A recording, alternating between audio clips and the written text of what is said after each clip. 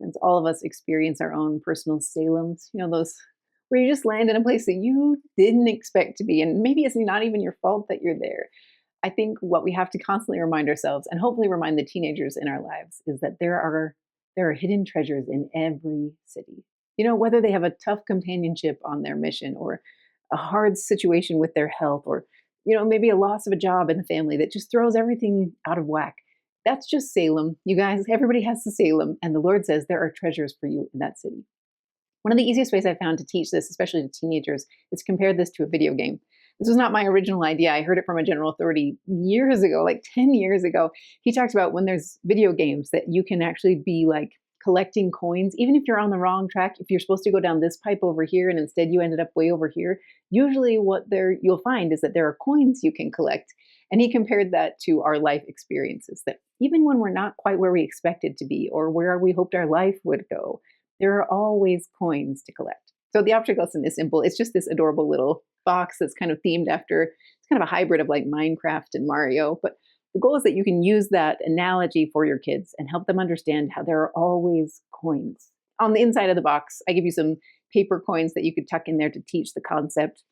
You also could shove in like those chocolate coins, or maybe those plastic party coins that you can find at a party supply store. But teach your kids about the concept of hidden treasures in Salem, that all of us have our Salems, and all of us can turn to the Lord and find ways that he can make all things work together for our good.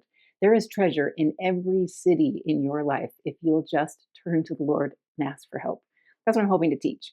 But if you want to take it to another level, then you can do the hunt. So I give you also these great big coins. I don't really have like a prescriptive way for you to use these. I just wanted to give you the tools so that as a teacher or as a parent, you can use your creativity to set up some kind of hunt. Maybe you're going to put them in different spots in the lobbies and the hallways of your church and see if your kids can find the scattered coins. Or maybe if you're doing it at home, you hide them throughout the week and your kids are slowly coming across those coins.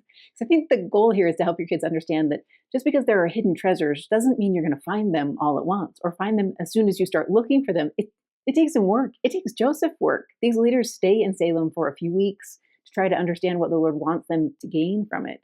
Some of the blessings that come from the experience in Salem don't come for years afterwards. Like missionaries eventually go there and there are eventually conversions, but that takes years. There's some really cool stories. I think it's Harold B. Lee who has a cool story about this particular verse that helps him stay put in this area instead of move elsewhere. So some of the golden coins that are collected don't come for, generations, but the Lord promises that there are hidden treasures in every city. And I would just take some time to testify of when you've seen that in your life. When have there been experiences that, due to the agency of others or your own, you're in your own personal Salem? And how has the Lord tucked little coins along the way? Those compensating blessings that Bishop Kaze talked about, where have you seen those little coins be tucked into the hard Salems of your life? I think it'll open up a powerful discussion about the rockiness of this mortal experience and the promise from the Lord that mortality can work.